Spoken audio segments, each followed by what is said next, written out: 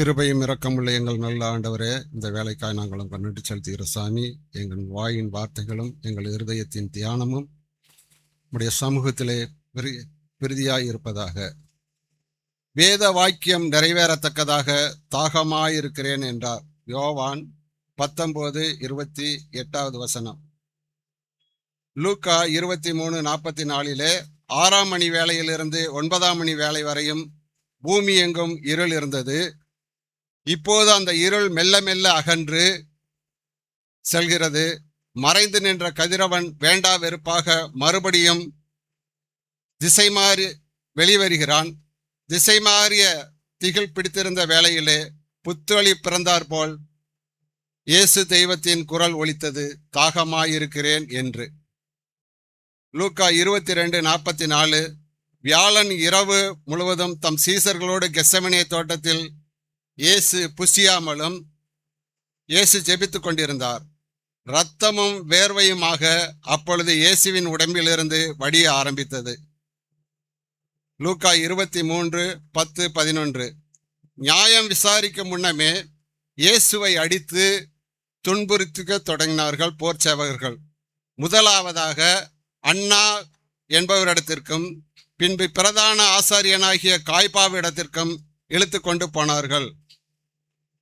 Mark 15:15 இயேசுவின் மேனி வாரினால் பலமுறை அடிக்கப்பட்ட போது அது உழுத நிலம் போல் ஆனது. மீண்டும் மீண்டும் இரத்தம் பீரிட்டு வந்ததால் இரத்தம் வெளியேறி நாவும் தொண்டையும் வறண்டு போனது. உதடுகள் உலர்ந்து பசியினால் குடல்கள் ஒட்டி கொண்டன.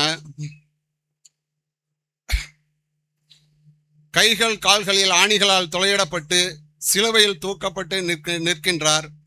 ஆணி புகுந்த சரீரம், அனல் மூண்ட ஆத்துமா, உடல் நலுங்கும் வேதனை. இந்த சூழ்நிலையில்தான் இயேசு தாகமாயிருக்கிறேன் என்றார். தாகம் தாகம் என்றீர், எனக்காய் ஜீவன் தந்தீர். தாகம் தாகம் என்றீர், எனக்காய் ஏங்கி நின்றீர். பாவங்கள் சுமந்தீர், பரிகார பலியானீர். எங்கள் பாவங்கள் சுமந்தீர், பரிகார பலியானீர். அன்பே கல்வாரி அன்பே, உம்மை பார்க்கையிலே என் உள்ளம் உடையுதப்பா. தீ விபத்தில் இறையானோர் தீயை அணைக்கும் முயற்சியில் காயம்பட்ட நிலையிலும் வருந்தி நாடி நின்று அவர்கள் கூறுவது தாகமாயிருக்கிறேன் என்பதே. ரோமர் 3:23 பாவம் என்னும் தீயை அணைக்க வந்த பரமனின் மகனையும் அந்த தீ பற்றி கொள்ள அதனோட நின்று அபாயமிடுகிறார், தாகமாயிருக்கிறேன் என்று. இயேசுவும் காடியும். மத்தேயு 27:33-34 எருசலேமில் உள்ள செல்வமிகுந்த பெண்கள் சிலுவையில் அறையப்படும் குற்றவாளிகளுக்கு அவர்களுடைய கொடூர வேதனையை உணராதிருக்கும் பொருட்டு ஒரு வகையான பானத்தை தயாரித்து அதை கொடுத்து உதவுவதை ஒரு தர்மமாக கொண்டிருந்தார்கள். அந்த பானத்தில் சங்கீதம் 69:21 சொல்லப்பட்டது போல, என் ஆகாரத்தில் கசப்பு கலந்து கொடுத்தார்கள், என் தாகத்துக்கு காடியை குடிக்க கொடுத்தார்கள் என்று சொல்லப்பட்டது போல சில மயக்கமூட்டும் மூலிகைகளும் பொருட்களும் சேர்க்கப்பட்டிருப்பதால் அதை உட்கொண்டவுடன் புலன்கள் உணர்ச்சியற செய்துவிடும். எனவே சிலுவையில் தொங்குபவர்கள் சாட்டை அடிகளையும் மற்ற துன்பங்களையும் ஏச்சுக்களையும் சரீரத்திலே ஏற்கும்போது அவைகளை சுய நினைவின்றி சந்திக்க ஏதுவாகும். ஆனால் சிலுவையில் தொங்கும் இரட்சகர் இயேசுவோ வேதனையை மறக்க உபாயங்களை தேடாமல் அவைகளின் ஊடாய் பிதாவின் சித்தத்தை நிறைவேற்றவும் பாவத்தின் கொடூரத்தை சுமந்து தீர்க்கவும் பிரயத்தனப்பட்டார். ஆகவேதான் முதலில் கொடுத்த காடியை வாங்க மறுத்துவிட்டார். இயேசுவின் அன்பு சிலுவையில் அறையப்பட்ட பின் முதலில் அவருடைய கரிசனை பரிவு எல்லாம் தன்னை துன்பப்படுத்தினவர்கள் மீதே படர்ந்திருந்தன. கொலைமரத்தில் ஏற்றியவர்களுக்காக பிதாவிடம் ஜெபித்தார். ஆம், துரோகிகளையும் தன் பக்கம் இழுத்துக்கொள்ள தவிக்கிறார். சத்துருக்களையும் தன்னை நிந்திக்கிறவர்களையும் மன்னிக்கும்படி பிதாவினிடத்தில் வேண்டுதல் செய்தார். லூக்கா 23:34 பிதாவே இவர்களுக்கு மன்னியும் என்று. முதலில் தன்னை நிந்தித்து பின்பு மனமாறி அவருடைய ராஜ்யத்தில் பங்கேற்க துடிக்கும் கல்லனின் பக்கம் தன் உறவை திருப்பி அவனுக்கு பரதேசில் வாழ்வளிக்கும் உறுதிமொழியையும் வழங்குகிறார். இன்றைக்கு நீ என்னுடனே கூட பரதேசில் இருப்பாய் என்று. தன்னை இந்த உலகில் கொண்டு வருவதற்கான பாத்திரமாக விளங்கிய தன் தாயாகிய மரியாளை பொறுப்பான கரங்களில் விட்டுவிட தனக்கு அன்பாயிருந்த சீசனிடத்திலே அவர் மரியாளை ஒப்படைக்கிறார். கைகள் கால்களில் ஆணிகளால் துளையிடப்பட்டு சிலுவையில் தூக்கப்பட்டு நிற்கின்றன. ஆணிகள் புகுந்த சரீரம், அலைமூண்ட ஆத்துமா, உடல் நடுங்கும் வேதனை. இந்த சூழ்நிலையில்தான் இயேசு தாகமாயிருக்கிறேன் என்றார். எனவே சிலுவையில் தொங்குபவர்கள் சாட்டையடி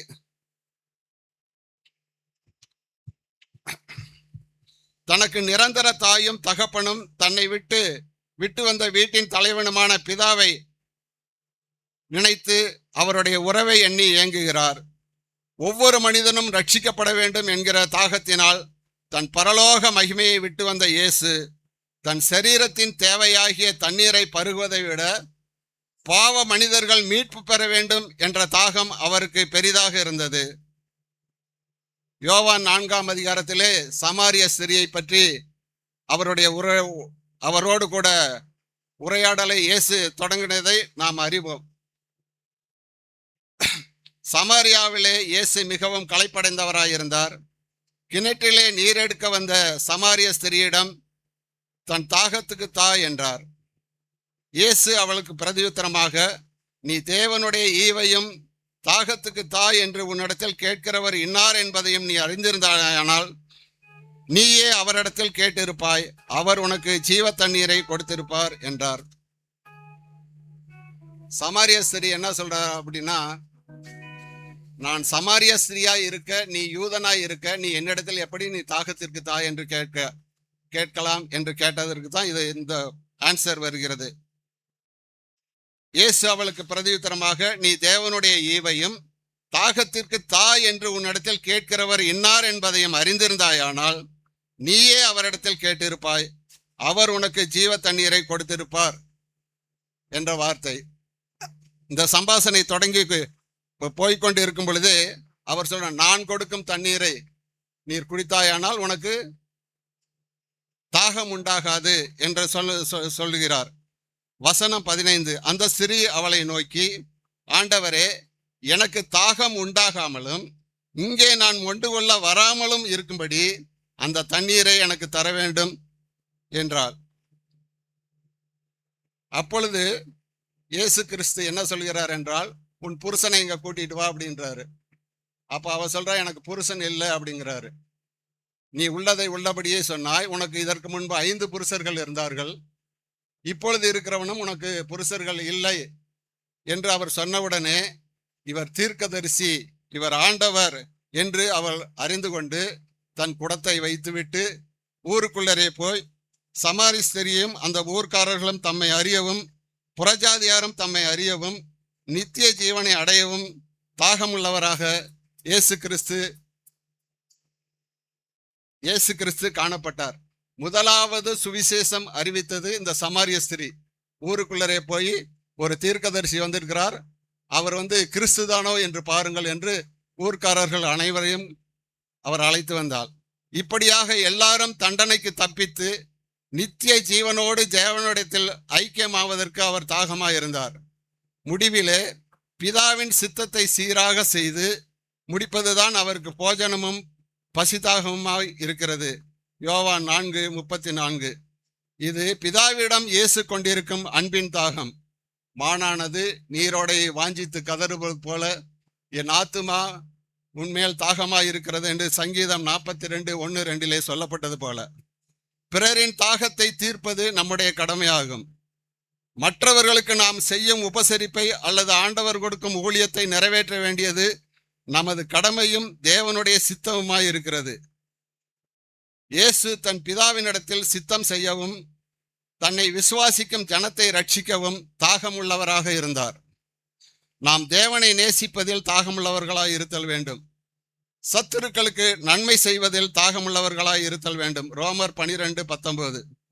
சுவிசேஷத்தை அறிவித்து சகல ஜாதிகளையும் சீசராக்கிற தாகமுடையவர்களாய் இருக்க வேண்டும். மத்தேயு 28:19-20. நீதியின் மேல் பசிதாகமுள்ளவர்களாய் இருக்க வேண்டும். மத்தேயு 5:6. சமாரிய பெண்ணிடம் தாகத்துக்கு தா என்றவர் அவளுக்கு ஜீவ தண்ணீரை அருளினார். யார் இந்த ஜீவனுக்கு அதிபதி? பாரம் சுமப்போருக்கு இளைப்பாறுதல் கொடுப்பவர், தாகம் உடையோருக்கு ஜீவ தண்ணீரை கொடுப்பவர், பசியுற்றோருக்கு ஜீவ அப்பத்தை அருளினவர், நிர்வாணிக்கோர் நீதியின் சால்வையை தருந்தவர், குற்றம் புரிந்த மனமாறிய கல்லனுக்கு பரதிசை கொடுத்தவர், ஆடுகளுக்கு ஒரு நல்ல மேய்ப்பன், விசுவாசிக்கிறவனுக்கு நித்திய ஜீவனை கொடுப்பவர், நமக்காக பிதாவினிடத்தில் பரிந்து பேசுகிறவர், அவர்தான் கர்த்தராகிய இயேசு கிறிஸ்து. இந்த உலகத்தில் இயேசு கண்ட உறவு வேறு, போஜனம் வேறு, ஐக்கியம் வேறு. இவைகள் ஒரு காலம் தேவகுமாரனை திருப்திப்படுத்தியது இல்லை. அவர் பங்கேற்க வேண்டிய பந்தியும் ஐக்கியமும் பானமும் தேவனுடைய ராஜ்யத்தில் இருப்பதாக குறிப்பிடுகிறார். மார்க் 14:25. அந்த போஜனத்தையும் அந்த பானத்தையும் ஐக்கியத்தையும் நினைத்து இயேசு தாகமாயிருக்கிறார். அவருடைய தாகத்தை யாரால் தீர்க்க முடியும்? அவருடைய தாகத்தை நம்மால் தீர்க்க முடியும். மணவாட்டிகளாகிய நம்மால் தீர்க்க முடியும். எப்படி? கர்த்தருடைய நற்செய்தியை சுவிசேஷமாய் அறிவிப்பதன் மூலமாக அவருடைய தாகத்தை தீர்க்க முடியும். காணிக்கைகளையும் பொருட்களையும் அதன் மூலமாய் ஊழியத்தை தாங்குவதன் மூலமாக அவருடைய தாகத்தை தீர்க்க முடியும். ஜெபத்தின் மூலமாய் அவருடைய தாகத்தை தீர்க்க முடியும்.